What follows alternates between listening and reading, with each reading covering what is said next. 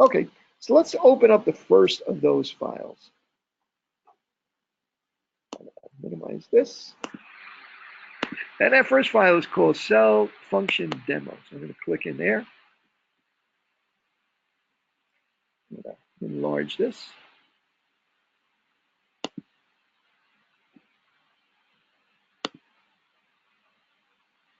And get this stuff out of the way. Okay, so now in Excel, the information that we put into Excel is laid out on a grid, a bunch of boxes that we refer to as cells. Okay, and each cell is identified by an address. And that address is basically the letter representing the column and the number representing the row that it's in. So this thing here called label is in B2. So what's a label? A label is anything that you type in that's not a number, right? Could be January, could be red, could be male, and so on and so forth. Those are all considered labels. They're just text as far as Excel is concerned. You really can't do too much of a analysis on those things. There are some things you can do with them, logical things you can do with them. For the most part, you just use them as labels. The other thing you can put into any cell is a number, right? For instance, I could put in the number 123. I could put in a fractional number, 0.0889, and so on and so forth. I can put in any number I want. The third thing that you can put into Excel, and this is where it gets its real power, is a function, a calculation. So in other words, I could take this list of numbers, count over here, for instance, and I could say, or maybe I'll take these two numbers over here. I could say, add these two numbers together. And say, add this number in C3, 2, we use a plus sign, and notice how I told it that it was a function. What I do to tell it was a function? I typed in an equal sign. So now Excel immediately knows it's a function. You might notice if you look up here, you notice when I click in here and hit the equal sign, things change over there, right? This grays out and so on and so forth, and it's waiting for me to put in a function. So you can put any arithmetical function if you want, plus, minus, multiply, divide. So if I want to add those two together, I just simply type in the cell value in C3 plus the value in C4 and hit enter. It doesn't care what that about case, and it just adds them together. If I want to multiply value in C3, except this time, it's really easy to type in the wrong number. But after I type in equal, I'm going to go up here with my mouse, and I'm just going to click on that cell, and it types it in for me. So now I'm going to say I want to multiply those. I'll put an asterisk, and then I'll type in click in the other cell, and it types that in for me, and it'll do the multiplication for you instead.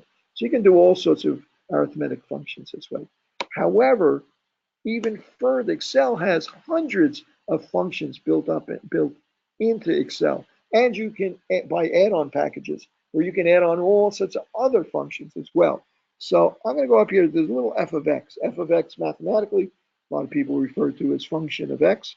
So I'm going to click on function of x or function, and you can see that there's a formula, there's a help bar in here, which will help you search through and find all of the different formulas that are built into your version of Excel by default. So here we have financial functions. We have information functions. We have lookup and reference functions. We have trigonometric functions. We have, and I think I just passed, we have statistical functions, and lots of them. Did I miss it? Math and trigonometry. Statistical functions. So average, binomial, chi-square, count, so on and so forth. So we're going to be taking advantage of those statistical functions that are built in here. But before we do that, let's talk about how we might be able to use this. Okay, so one of the reasons it's valuable to us is that it helps us do these calculations. So I'm going to try a first calculation here. And again, a lot of you, you're familiar with this stuff. For some of you, you haven't used Excel very much. It's good to get some practice with this, some hands-on practice with this as well. So let's say that we have a business where we're shipping items, for instance, 10 of this item, 20 of this item. This is the unit cost of the item. I could actually, just while I'm here, just demonstrate to you, I can go up here to format cells, and I can tell it that the number inside that cell is currency, is a dollar value, right? And it'll change that to that kind of format. Didn't change the numbers, just change the format. And I can say, okay, well, what's the subtotal for that particular item? And since I can multiply, I can say it's 10 times $11.20. It's $112. Well, now I could do the same thing here. I could do the same thing here. I could do the same thing here. I could do the same thing here. One of the things that Excel understands, in a sense, is that when you have columns that are listed together, very frequently, if you do an operation on one row in that column, it's the same operation you want to do for all the other rows in that column. So if I click on here and drag down to the end of that row, I can go up to fill, up to edit, to fill, and tell it to fill down what's in that cell 112. Now, since there's other stuff next to it, it says to itself, it wants me to use that as a reference. In other words, don't copy 112, copy the operation that's being done there into all the other cells. And sure enough, it does each operation individually. If I click into them, you'll see that this one is F5 times G5, and this one is F7 times G7, right? Pretty intelligent. And if I want, I can do the total down here. I can do the total by saying this cell plus this cell plus this cell, or I can take advantage of another built-in function, sum, parentheses, and say I want the sum of this range of numbers, H3 colon H7, close parentheses, and then enter. Okay, one of the strengths of this now is if I've made a mistake and the price of this was really $11.25, I can make that change, hit enter, and it updates all of the other numbers as well. It wasn't dramatic enough there. Let me try that again. Let me make that 110 instead. There you go. It updated all of the other numbers, right? So you have this function that's almost like a kind of a what if. That's what I'm going to demonstrate next. Next file says budget demo. Okay, and we can take advantage of that kind of what if kind of situation. Here is a struggling student, and they have a lot of expenses. Their expenses add up to, I'm going to use that sum function again. Now, how do I know that sum function exists? Well, in the beginning, I might need to reference the help function for different types of operators that are available. I might actually just click into this f of x and scan through it for different functions. But eventually, when you get comfortable with it, you're going to remember you're going to start to type it in, and it will help you out. So in other words, notice that as soon as that S, all of the functions that are available that start with S showed up. SU, SM, right? The most frequently used one is SUM, and it's at the top, but there are others as well. And once I hit the open parentheses, it tells me what it needs to know then. It needs you to list all of the operators, list number one, number two, number three, inside those parentheses. And it happens to be these numbers here. And I'm going to hit enter, and the total is $1,740. And over here for total credits, which is your income, it's going to be the sum of all these. Okay, 1,400. So let's see where we stand. That's going to be equal to 1,400, how much money you make in a month versus how much money you spend a month. It comes out to be minus $340. So we got a problem, right? Either we got to start walking dogs or we got to save some money here, right? So maybe we get a roommate. Let's get a roommate. Okay, save our rent's now down to $250. This, you can tell that my perspective, last time I rented an apartment was 1974. I'm joking, but it was a long time ago. I think my original rent, my first apartment in Manhattan, and now, when I moved into Manhattan, I was out Long Island for a while. I took a few courses at Hofstra after I graduated. Then I moved into Manhattan about 1974 or something like that. Well, it was the middle of this financial crisis, and people were moving out of the city in droves, and you could find an apartment on any block in the city in a heartbeat. right? And there were even a lot of rent control against stabilized apartments around. I think my first rent was in a walk-up on 91st Street and 2nd Avenue over a bar. And I think my rent was about $200 a month or something like that.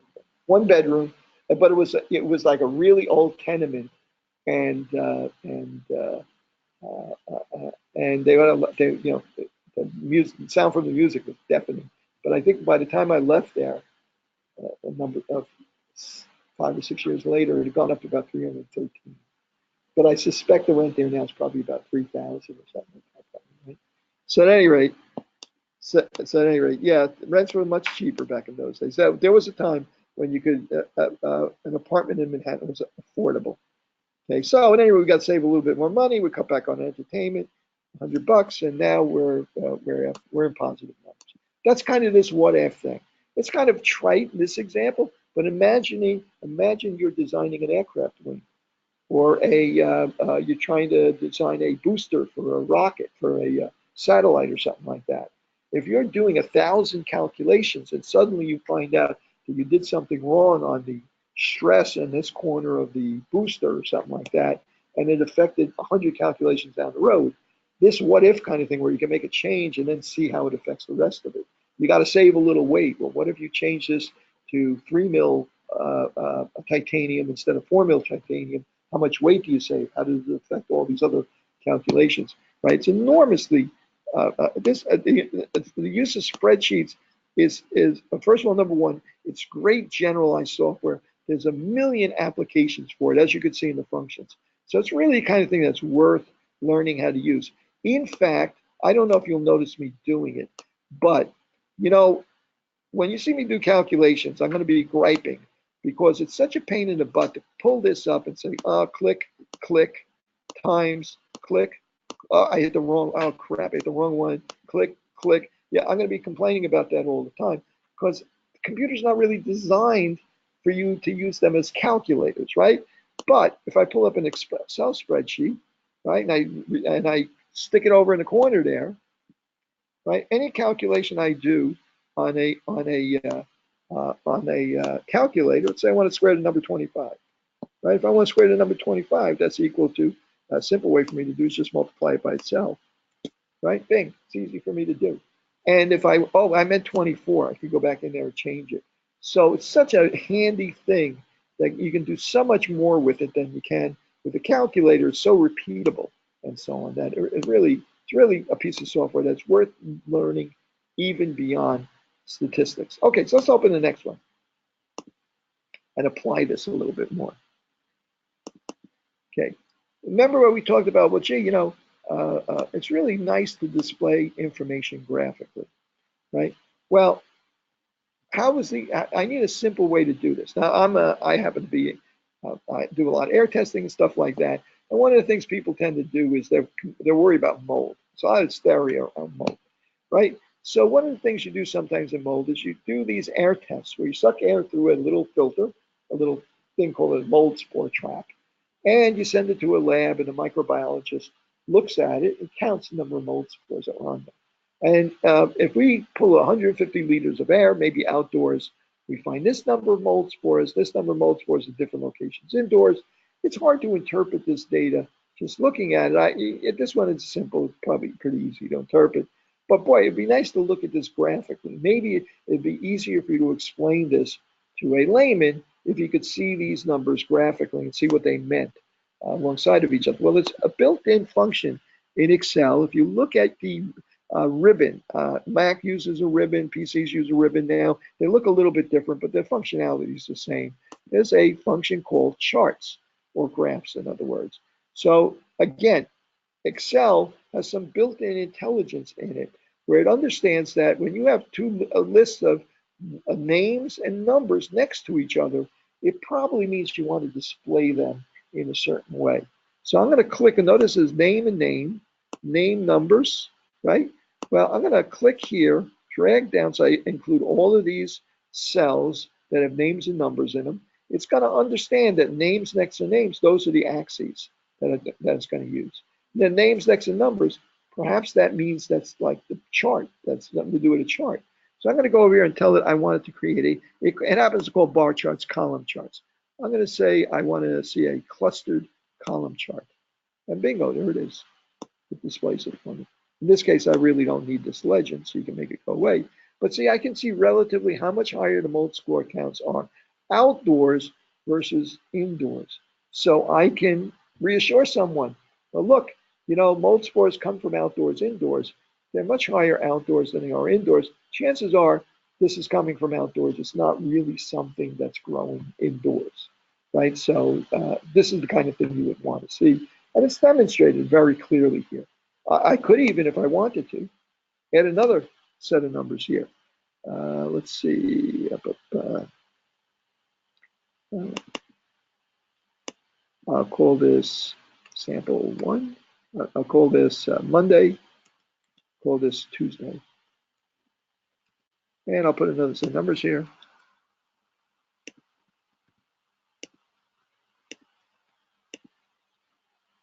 Oh, bad. Oh, yeah, we'll stick a couple of interesting ones in there. Okay, and I'm going to highlight all of these now. And I just go up very simply to chart. Let's do a 3D clustered column. Bingo, there we go. Right, you can see these all, you can actually see which ones are Monday and Tuesday, and you can see there's something weird happen here in the 5th floor conference room on Tuesday's readings, right? Much higher than outdoor levels. Maybe something's growing in the air conditioning system. So it's a really simple way to produce graphics. I'm going to highlight these here. I'm going to go, let's see, do a pie chart. Bingo, look at that, indoor and outdoor, right? The relative numbers, in other words, those are the numbers, outdoor and those are the two numbers. I should have changed that to something else. But at any rate, you get the idea. You can produce all sorts of graphics from Excel. You can produce box plots. I don't think they're by default. You may need a plugin to do it here, but there's very simple. It's very simple to produce box plots in SPSS. So to be honest with you, I've never tried it in Excel because it's so simple to do in SPSS. Nope. Actually, there's probably some add-on that you can, a plug-in or add-on that you get for Excel. It'll help you do that. But there's many statistical functions. Okay, in fact, we're going to demonstrate the statistical functions next. Okay, number 4. Let's open up number 4. Okay, if you guys want to do this with me, it may be of some interest to you. Actually, I'm going to use number 5, I think. Nope, not number 5. I'm going to use, I take everything back. I'm going to use another file that's on there called Descriptive Statistics Exercise 1. It's a better version of that because I drew a lot of boxes to make it a little bit clearer what I'm doing. This is a sample of 18 people, right? It starts at A2, goes down to A19. That's actually 18 people.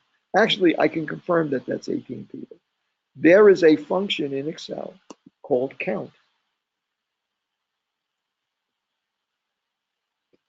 Okay, and I'm going to go up here. I'm going to highlight all these numbers, and I'm going to enter. And in fact, there are 18 values there. Take that one away. Now there's 17 values. I realize that went away.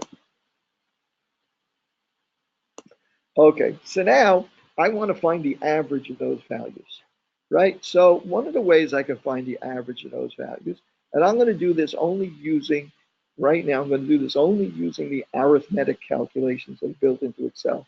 Then I'm going to repeat it using the statistical calculations built into Excel. The reason why I'm doing it this way is because I want you guys to learn where these different terms come from that we're going to be using throughout the semester. Okay, so I'm going to go in here. I need the arithmetic average, right? The mean.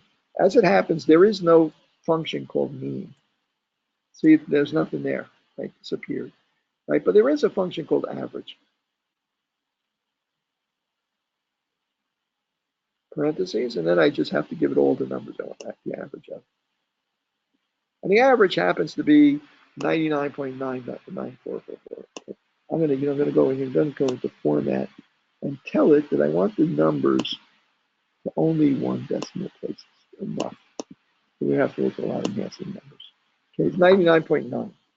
Okay, so that's the average. The other way I can calculate the average is equal to is take the sum of all of these numbers, right, and divide by the count. Oops. I'm going to take the sum, I'm going to close the parentheses there, and then divide by the count. So I get the same number. You could do it arithmetically rather than use that function average. Comes out to the same thing. So the average is 99.8. Okay, so now I want to find I want to know, okay, we know where the middle of this is, the arithmetic middle of this is. Right here. The average is, there's some values above 99, there's values below 99.9, but the average is 90, is about 100 roughly.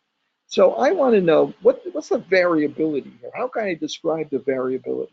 Well, one way to describe how variable these numbers are from the mean, how far away from the mean they vary, right, is to take each individual value and calculate what the difference between the mean and that value is, between X bar and that value. What's the difference between them? And then accumulate it here. So in order to do that, I'm going to put the average here. So I'm going to put equals, and I'm going to put 99.9 over here. So now I'm going to click here, and I'm going to calculate. I'm going to drag down here, and I'm going to say edit, fill, down. Something went wrong. What happened here? It did exactly what it thought it wanted. It did what it thought I wanted it to do. It took 99, and then in the next cell, it didn't put 99. It put the cell below 99, and then it went to the cell below that, the cell below that, the cell below that. That's called relative addressing. In other words, it thought I wanted it to relatively address all these columns one cell down the same way.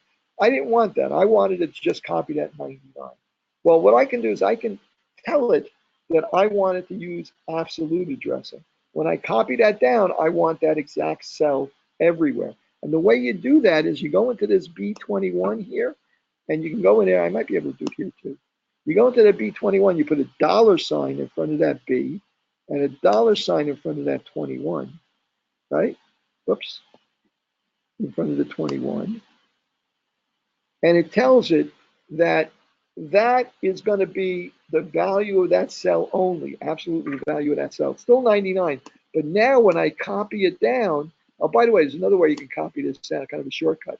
If you click in there and you hover over here in the corner until it turns into a little cross, if you click down and drag, whoops, it'll let you copy it down, like so.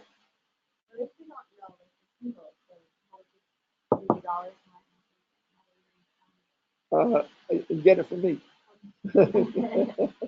Actually, there are volumes of books and videos and so on and so forth on Excel. If you guys are interested, email me and I'll see if I can find like a good, there's like edX, there's a whole bunch of other things, places where you can find like free or almost free training on the basics of Excel. Okay, so this is basically 99. This is the average in each one of these boxes. So the difference between each value and the average is going to be the value minus the average.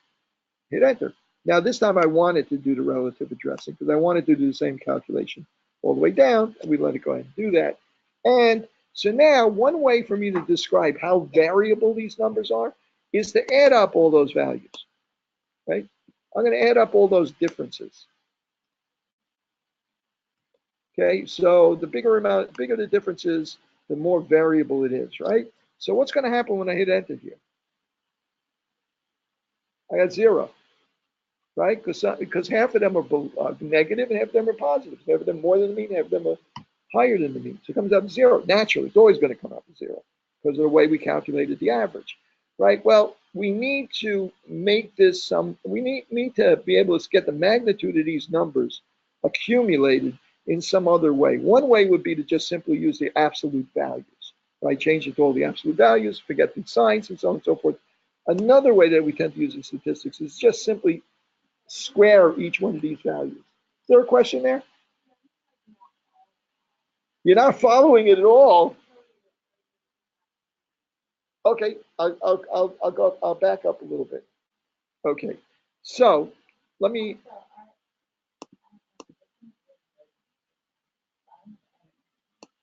oh, it's good. You're on, you're using a Windows computer. The version of Excel is a little bit different.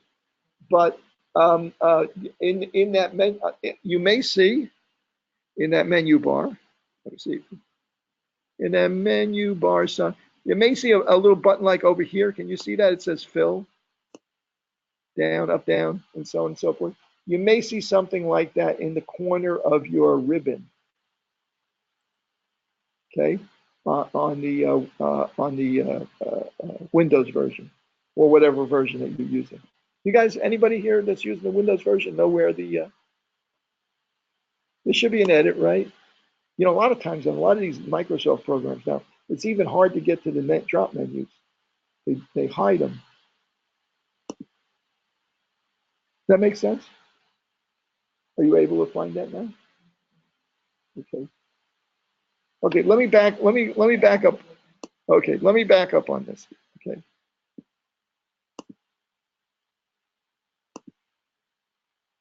Oops. Let me just clear this out. Okay, good. All right, so are we okay with the fact that I have a list of numbers here? And I'm going to take the mean, the average value, which is 100, and I'm going to find the difference between each individual value and the average value. So if the average is 100 and this person's, let's say it's blood pressure. If the average blood pressure is 100 and this blood pressure is 9, this person's blood pressure is 99, the difference is equal to 1. Is equal to 99 minus 99.9 is equal to, whoops.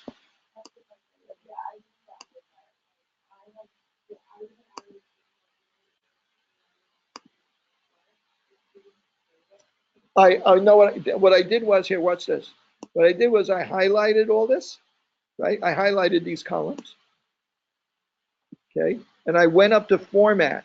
Okay, it may be in a different spot on your computer.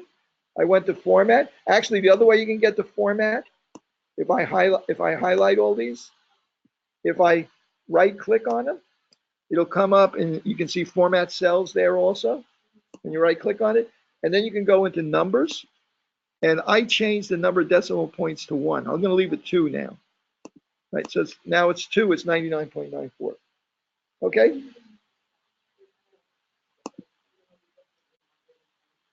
Yeah, well, I'm sorry, say it again.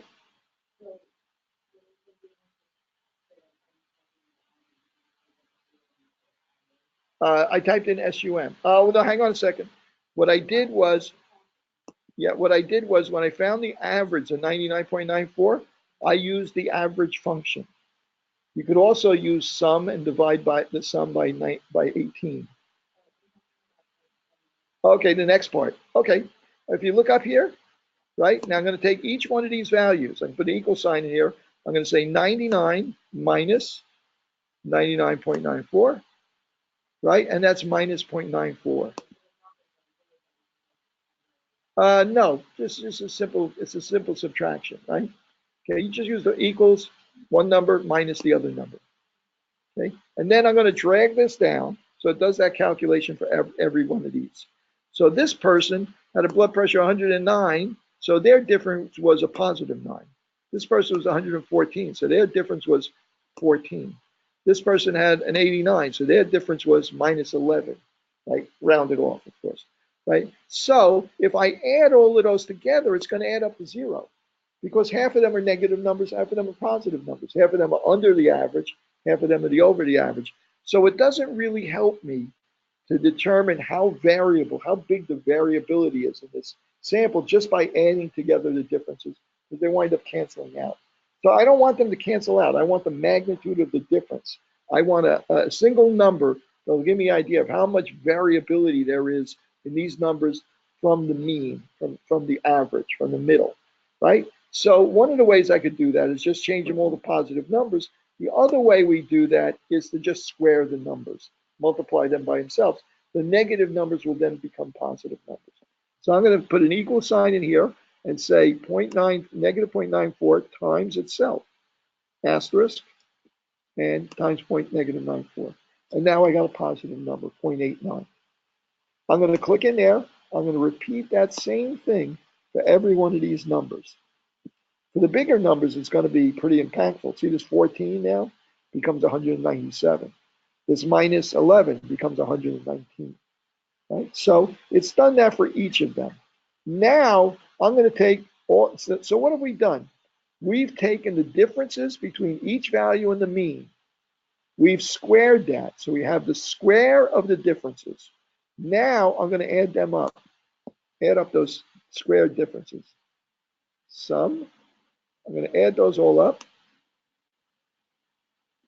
I'm going to enter. And now I have the sum of the squares of the differences between each value and the mean. That is called, in short, in statistics, the sum of the squares.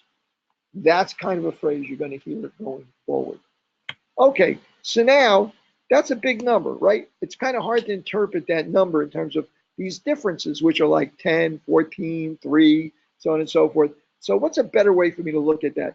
Well, one way is to look at it in terms of what's the average difference between these squares and the mean. So the way I'm going to find the average, I'm going to say the average is equal to the sum of squares divided by the number of samples, that we have. How many people were there? There were 18, right? So I could type in 18 here, divide it by 18, and I get the number 49. For technical reasons, I'm not going to go into now. It's a little bit more advanced than we need to get into right now. We don't actually use 18. We use the sample size minus 1. So I'm going to use 17 instead. Not going to change anything very much, but it's going to be a better way to do this. That's sometimes called, that's 17 using the n minus 1. It's called degrees of freedom. Okay, but don't worry about that right now. But now I've taken that sum of squares and I've divided it by basically the 17 or 18, right? So it brings it back into a normal range of numbers. You know, we're going to give that a special name. That name now is called a variance. The bigger the variance is, the more spread out these numbers are, right? Makes sense because we got this number by finding all the differences and then squaring them and adding them all together and dividing by something. The bigger that number is, it's because the variability in these numbers was greater from the mean to start off with. So now that 52 though, that 52 is based on that average variability, that variability as we call it.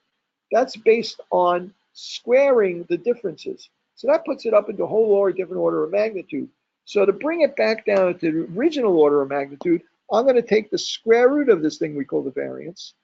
And there's a function in Excel called square root, SQRT, parentheses. And I'm going to click into the 52 and hit enter. And the square root of the variance is 7.25. That is called the standard deviation. The standard deviation is the most popular way for us to describe the variability in a sample, such as in Excel, such as in a sample, right? So one of the ways that we would express where the middle of a sample is we would look at the mean. And the way that we would typically express how variable the numbers in that sample are, we would use something called the standard deviation. You could use other ways of expressing the variability, such as something called a range. What's the range? The range is the minimum value minus the maximum value. It's just a range of numbers. And in fact, in Excel, we have a function called minimum, M-I-N, parentheses. And now I'm going to put all of these numbers, 99, 97, and all these numbers. And the lowest value is 88. And the max is a function called max, M-A-X.